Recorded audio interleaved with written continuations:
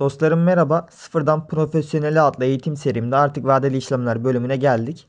Eğer ki vadeli işlemler cüzdanınızı henüz oluşturmadıysanız sağ üst köşeye linkini bırakıyorum. O videomu izleyebilirsiniz. Kesinlikle izlemenizi tavsiye ederim oluşturmadıysanız.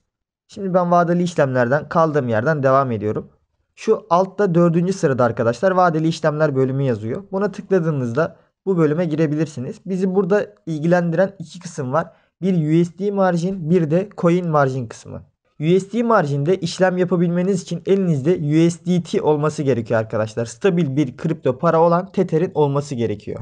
Zaten şuradaki piyasalar butonuna bastığınızda tüm coinlerin yanında USDT yazdığını göreceksiniz. Burayı kapatalım. Coin margin kısmında da işlem yapabilmeniz için elinizde hangi coin ile işlem yapmak istiyorsanız onun olması gerekiyor. Yani elinizde BTC varsa arkadaşlar ve vadeli işlemlerde işlem yapmak istiyorsanız BTC'nizle coin margin kısmında işlem yapabilirsiniz. Fark ettiyseniz yanlarında USD yazıyor. Yani bu Amerikan doları. Bu bir kripto para değil arkadaşlar. Ama şuradaki USD margin kısmına geldiğinizde coinlerin yanlarında USDT yazıyor. Yani bu Tether bir kripto para birimi. Ayrımını buradan bu şekilde yapabilirsiniz. Benim elimde Tether olduğu için ve ben genelde kendi coinlerimi vadeli işlemlerde kullanmadığım için USD margin kısmından işlem yapıyorum. İlk başta bu kısmın anlatımını yapacağım arkadaşlar. Yukarıdan aşağı doğru indiğimizde hemen şurada parite seçme bölümü var. Buradan istediğiniz pariteyi desteklenen istediğiniz pariteyi seçebilirsiniz. Dediğim gibi burada sadece USDT ile işlem yapabiliyorsunuz. Hemen burada çapraz ve izole mod var arkadaşlar. Kabaca bundan da bahsedelim. Çapraz mod şu demek. Siz burada herhangi bir coin'den çapraz marjinde işlem yaparsanız tüm bakiyenizi likidasyon için kullanacaktır. Bu da likidasyon seviyenizi daha yüksek olmasını sağlar tabii ki. Ama likide olursanız da paranızın hepsini kaybedersiniz. Eğer izole modda işlem yaparsanız arkadaşlar sadece belirlediğiniz miktarda mesela 5 dolarlık pozisyon açtınız, sadece sizin o 5 doları likidasyon hesaplamak için kullanır. Eğer likide olursanız da sadece 5 doları kaybedersiniz. Tecrübesi olmayan insanlar kesinlikle izole modda işlem yapsınlar arkadaşlar. Çünkü çaprazda kullanırsanız vadeli işlemler cüzdanınızdaki, bakın burası çok önemli, sizin spot piyasanızda ya da margin cüzdanınızdaki bakiye etkilenmez. Sadece vadeli işlemler cüzdanınızda olan, bakın şu cüzdana tıklıyorum.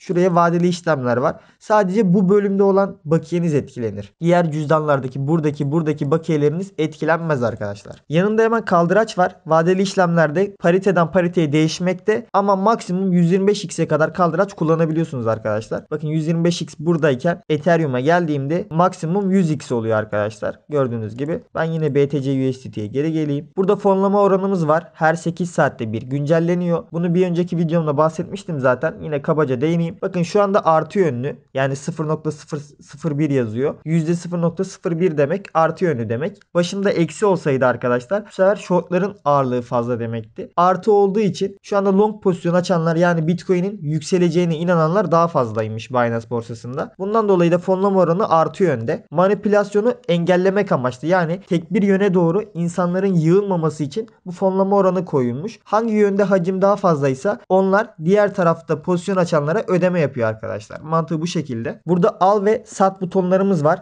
Vadeli işlemlerde normal şekilde al ve sat işlemi yok arkadaşlar. Hemen şuraya bir bakiye transfer edelim. Bakın şurada kullanılabilir yazıyor. 0 şu anda. Hiç bakiyemiz olmadığı için. Cüzdan bölümüne girdiğimde burada vadeli işlemler kısmında yaklaşık 3 dolarlık bir bakiye gözüküyor. Bu da şuradaki varlıklar kısmınızdan bunu görebilirsiniz. Ben buraya bir miktar 3 dolarlık BNB transfer ettim. Komisyonlar için %10 indirim sağlıyor bu bana. Bundan dolayı bunu burada kullanıyorum. Buradan transfere basabilirsiniz ya da yine vadeli işlemlerden gelip şuradaki transfer simgesine basarsanız spot cüzdanınızdan vadeli işlemler kısmına bakiye transfer edebilirsiniz. Tıkladığınızda zaten 3 tane seçenek çıkacak. BAST, BNB, USDT. BAST'ı destekleyen 2 tane coin var arkadaşlar. Şöyle göstereyim hemen size. Bakın şu arama kısmına BAST yazalım. Yani BAST'la işlem yapabilmeniz için ya Ethereum üzerinden ya da Bitcoin üzerinden, neredeydi o Bitcoin? BTC burada. Bitcoin üzerinden ya da Ethereum üzerinden işlem yapmalısınız. Diğer coinleri desteklemiyor. Yine tıklayalım, şöyle transferimizi yapalım. 50 dolarlık bir bakiye aktaralım mesela. Şu anda kullanılan bir bakiyemiz 50 dolar olarak geldi. Şimdi ben rastgele bir işlem yapacağım arkadaşlar. Şuradan fiyatımı belirliyorum. 20 bin dolara düşerse 0.001'lik bir işlem açayım diyeceğim. Ala tıklıyorum. Onayladım arkadaşlar. Bakın kullanılabilir bakiyem düştü. 49.84'e düştü. Bu neye göre düşüyor diyecek olursanız şu şekilde. Bunu hemen iptal edelim. Bakın iptal ettiğimde geri geldi. Bitcoin'in fiyatı 20 bin dolarken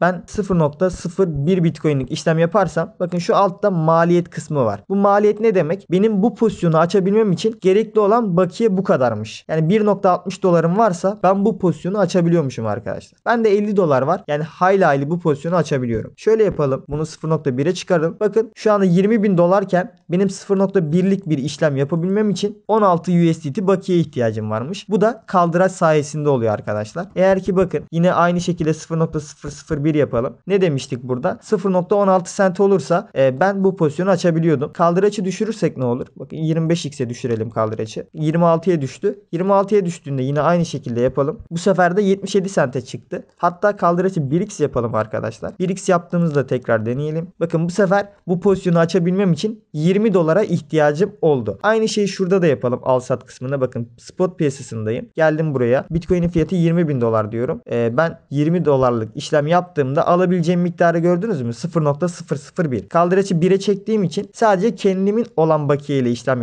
yapabileceğim miktarı gösterdi bana. Kaldıraç anlayacağınız şekilde, kabaca anlayacağınız şekilde bu işe yarıyor arkadaşlar. Maliyetinizi düşürüyor. Elinizdeki olan bakiye ile daha fazla büyüklükte pozisyon açabiliyorsunuz. Şu anda 125x'e çektiğim için 50 çarpı 125'lik bir bakiye kullanabiliyorum arkadaşlar. Tabii ki bunun riskleri var. Çok riskli. Açtığınız gibi likidasyona uğrayabilirsiniz. Bizim burada spot piyasasından çok daha fazla emir tipimiz var. Takip eden zarar durdur, yalnızca yayınla, özellikle burada yalnızca azalt, karı al, zarar durdur emirlerimiz var. Bunlara detaylı olarak eğitim serim boyunca değineceğim dostlar. Şimdi size şunu göstermek istiyorum. Bakın burada al butonu var. Al butonunda yapacağınız işlemler long işlemler olarak adlandırılıyor. Sat butonundan yapacağınız işlemler de short pozisyonlar olarak adlandırılıyor arkadaşlar. Şimdi neden long, neden short, hemen buna bakalım. Ayarlara geliyorum. Bakın şöyle ayarlara tıkladım. Buradan dili İngilizce yapıyorum. Futures kısmına geldiğimde bakın buradaki buy al buy oldu. Sat da sell oldu arkadaşlar. Tıkladığınızda bakın hemen altta long, sell kısmında da short yazıyor. Long ve short denmesinin sebebi bu dostlar. Uzun ve kısa anlamına geliyor. İngilizce terimi long ve short. Bu uzun kısa biraz garip kaçtığı için herkes long ve short işlemler olarak kullanılıyor arkadaşlar. Tekrardan Türkçe'ye alayım. İngilizce kullanmak tabi her zaman daha iyi. Alışmanızı tavsiye ederim İngilizceye. Ben anlatımları mecburen Türkçe yapıyorum. Şuradaki kısım nedir diye soracak olursanız, fark ettiyseniz burada büyüklüğü belirlemenizi sağlıyor bakiyenizi oranla. Bakın şöyle yapalım. Bunu 1x'e çekelim. 1x'e çektiğimde 2 mi oldu? Şöyle 1 yapalım. 1x'e çektiğimde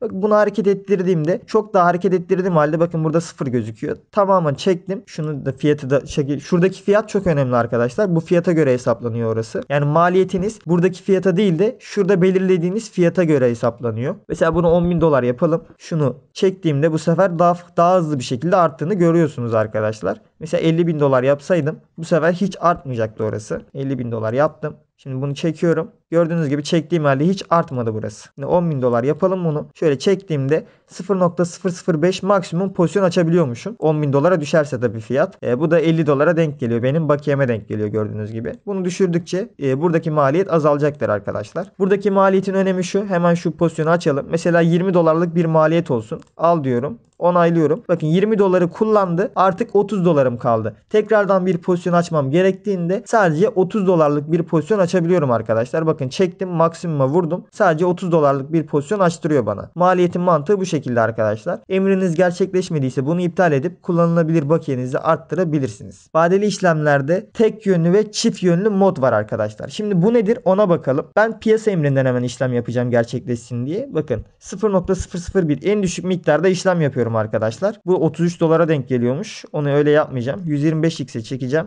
Ne kadara denk gelecek şimdi? Çok küçük miktara denk gelecek. 29 sente geldi. Ala tıklıyorum ve açıyorum arkadaşlar. Açtığımda bakın pozisyonlar kısmına geldiğimde buranın detaylı analizini yapacağım sizlere zaten ileride. Burada büyüklüğüm gözüküyor şurada. Şurada gerçekleşmemiş PNL deniyor. Bu gerçekleşmemiş PNL şu anlama geliyor arkadaşlar. Şu anda benim bu pozisyonumun kârda mı zararda mı olduğunu gösteriyor. Kârdaysa ne kadar kârda, zarardaysa ne kadar zararda buradan görebiliyoruz. Adı üzerinde gerçekleşmemiş PNL bu. Bunun gerçekleşmesi için pozisyonu şu anda kapatmam gerekiyor. Pozisyonu eğer kapatırsam bu kadar zararda olacağım arkadaşlar. Zararı kabullenmiş olacağım. Eğer ki bu artı yönlü olsaydı ve ben pozisyonu kapatsaydım bu sefer de karı kabullenmiş olacaktım. Gerçekleşmemiş denmesinin sebebi bu. PNL kar ve zarar demek arkadaşlar. Büyüklüğümüz açtığımız pozisyonun büyüklüğü işte 0.001. Bu da marj miktarı 27 sente denk geliyormuş. Açtığımız fiyattan. Bakın giriş fiyatı bizim açtığımız fiyat. Gösterge fiyatı da şu altta gördüğünüz gösterge fiyatı oluyor. Gösterge fiyatına tıkladığınızda açıklaması çıkar zaten arkadaşlar. Başka borsaların spot piyasasından ortalama bir fiyat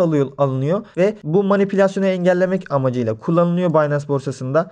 Şurası üstteki kısımda arkadaşlar Binance'in kendi içindeki piyasa değeri, yani market fiyatı dediğiniz fiyat bu. Şu anda vadeli işlemlerin fiyat ortalaması bu kadarmış. Mesela şu anda gerçekleşmemiş PNL'imiz artıda. Bunu kapatırsam kâra geçmiş olacağım. Tabii komisyon ücretlerini karşılarsa. Gördüğünüz gibi büyüklüğümüz long pozisyon. Bakın şunun long ve short olduğunu şuradan anlıyorsunuz. Burada A yazıyor, alış. Ben bunu İngilizceye çevireyim hemen. Şöyle gelelim, ayarlar, dil, İngilizce yapalım. Futures kısmına gelelim. Pozisyona geldiğimde bakın burada B yazıyor. B buy'ın simgesi arkadaşlar. Sell kısmından işlem yapsaydım da burada S yazacaktı. Short'un sell'in Ş'si olacaktı. Tekrardan Türkçe'ye alalım. Satışta da S yazacak. Zaten satışın S'si o. Türkçe'ye alalım. Geldik buraya. Bakın burada A yazıyor. Alışın A'sı. Yani long işlem. Şimdi sat kısmından işlem yaparsak ne olacak? Çok basit arkadaşlar.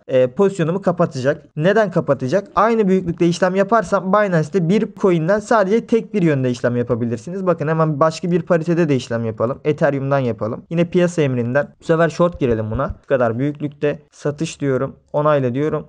Minimum 5 dolar değerinde denk gelmesi gerekiyormuş. O zaman şöyle yapalım. 5 yapalım şöyle. Aynen, bunu kabul etti. Bakın burada da short işlemi oldu. S, yani satış işlemi oldu. İkisini aynı anda açabildim. Çapraz marjinde BTC USD paritesinde long pozisyonumuz var. Ethereum paritesinde short pozisyonumuz var. Böyle bir sıkıntı yok arkadaşlar. Ama gidip ben tekrardan BTC USDT paritesinde short açmaya kalkarsam, bakın 0.001 yapalım.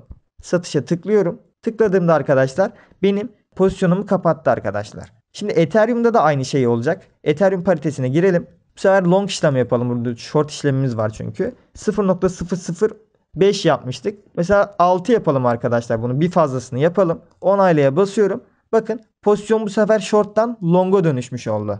Ve büyüklüğüme bakın 0.001 oldu. Yeni pozisyonu bir miktar fazla yazmıştım. O miktar kadar, aradaki fark kadar diğer pozisyona geçiş yaptı arkadaşlar. Umarım anlatabilmişimdir mantığını. Bunu kapatıyorum hemen. Şöyle yine buradaki pozisyonu kapatabilirsiniz. Aynı yönde iki pozisyonu açmak için, hatta kâra geçmişiz. Şansa bak. Şöyle BTC'ye gelelim. İki yönde pozisyonu açmanız için şurada ayarlar simgesi var. Buna tıklayıp tercihlere geliyorsunuz. Ve burada bakın pozisyon mod ayarları var. Tek taraflı da. Eğer ki bunu HEDGE moda alırsanız bu sefer aynı anda iki yönlü pozisyon açabilirsiniz arkadaşlar. Hemen bunu da göstereyim. Buranın kullanımı değişti fark ettiyseniz. Bakın burada uzun aç, uzun kısa ve burada kapalı diyor. Bu kapalı kısmından pozisyonunuzu kapatabiliyorsunuz. Buradan pozisyon açamıyorsunuz arkadaşlar. Zaten kapat şeklinde yazıyor burada. Artık long ve short pozisyonlarınızı şuradan açık butonu altından uzun ya da kısa bölümünden açacaksınız. Hemen yapalım. 0.001 yapalım. Aç'a tıklıyorum. Yine aç'a basıyorum arkadaşlar. Bakın 0.001 büyüklüğünde şu fiyattan pozisyonumuzu açmış olduk. Short pozisyonu da açalım aynı şekilde. Bakın bu sefer de kısaya tıklıyorum. Yine kısa aç dedim. Ve pozisyon sayımıza bakın. İkisi de BTC USDT paritesinde long ve short işlemler açmış olduk. Bu şekilde bir paritede farklı yönde iki pozisyon açabilirsiniz. Tabii ki bakın burada bir likidasyon fiyatı çıkıyor. Gördüğünüz gibi çok ama çok yüksek bir fiyat. Çapraz modda kesinlikle, bakın kesinlikle diyorum, kullanmayı bilmeden HEDGE mod, yani iki yönlü pozisyon açmayın arkadaşlar. Çok riskli. En azından benim bu eğitim serimi dinleyene kadar, HEDGE moda gelene kadar çapraz modda kullanmayın arkadaşlar. Bilinçsiz bir şekilde kesinlikle kullanmayın. Aşırı riskli. Eğer iki yönlü pozisyon açmak istiyorsanız çaprazdan izoleye geçirin. Pozisyonumuz açıkken bunu da göstereyim size. Sizin eğer bir açık emriniz dahi varsa, bakın emriniz diyorum, pozisyon demiyorum. Emriniz varken bile çaprazdan izoleye geçiş yapamazsınız arkadaşlar. Şu anda bizde pozisyon var. Bunda hiç geçemeyiz. Şöyle tıkladığımda gördüğünüz gibi geçemiyoruz. Çünkü benim burada pozisyonum var. Şimdi olmayan bir yere geçelim. Mesela bu paritede bizim pozisyonumuz yok. Burada geçmeye çalışırsak izoleye tıkladığımda rahatlıkla geçecektir arkadaşlar. Ben burada izole bir pozisyon açabilirim artık. Ama bir emir verirsem, bakın küçük bir emir verelim limit emrinden. Şöyle bir emir veriyorum arkadaşlar. Aç dedim. Bakın aç dediğim halde şu anda bu açık emirde. Yani daha bu gerçekleşmedi. Bunu istediğim zaman iptal edebilirim. Bu haldeyken bile bakın izoleden çapraza geçmeye çalıştığımda bana uyarı veriyor. Açık bir emrim var. Bundan dolayı geçemezsiniz diyor. Bunlara dikkat edin arkadaşlar. Hangi paritede bir işleminiz ya da emriniz varsa o paritede o moddan başka bir moda geçiş yapamazsınız. Hemen nasıl yapacağımıza bakalım. Şu anda tekrardan bakın izoleye geçmeye çalışıyorum BTC paritesinde. Başarısız dedi bana. Geliyorum buradan pozisyonları kapatırsam şuradaki kapat tuşlarından artık pozisyonumu değişebilirim. Çaprazdan izoleye geçebilirim. Ya da şuradaki kapalı butonundan yine aynı şekilde pozisyonları kapatabiliyorum arkadaşlar. Bakın burada sadece sizin elinizde olan mesela şu andaki şurası long pozisyon. Rengine aldanmayın. Kapalı kısmına geldiğinizde bakın uzun burada yeşilken burada kırmızı oluyor. Kesinlikle rengine aldanmayın. Üzerindeki yazıyı okuyun arkadaşlar. Çok tehlikeli olabilir. Ben onun için burayı kullanmanızı tavsiye etmiyorum. Pek buradan yapabilirsiniz. Şuradaki kapata bastığınızda direkt pozisyonunuzu kapatacaktır. Burada benim pozisyonların büyüklükleri gözüküyor. İkisinden de 0.001 açmıştım. Daha fazlasını kapatmama zaten izin vermeyecektir burada. Kapat dediğimde o pozisyonumu, uzun pozisyonumu kapattı. Hemen bakalım. Gördüğünüz gibi short açık, long kapandı. Tekrardan buraya gelip yine bunu kapat dediğimde bu sefer kısaya basıyorum arkadaşlar. Buradan bana açık emir oluşturdu. Bunu kapatalım. Şöyle yapalım. Piyasa fiyatından kapatsın arkadaşlar. Şöyle geldim.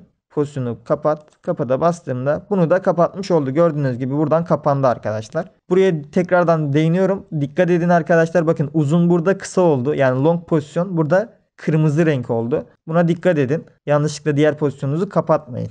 Şimdi tekrardan parite değiştirmeye çalıştığımda çaprazdan izoleye geçmeye çalıştığımda rahatlıkla geçebileceğim arkadaşlar. Video çok uzun oldu. Burada sonlandırayım. Bir sonraki videoda da cüzdan bölümüne değinelim. Burası biraz karışık gözükebilir size. Detaylı olarak her şeyi anlatacağım sizlere dostlar. Umarım sizler için güzel bir video olmuştur başlangıç olarak. Kendinize iyi bakın. Hoşça kalın.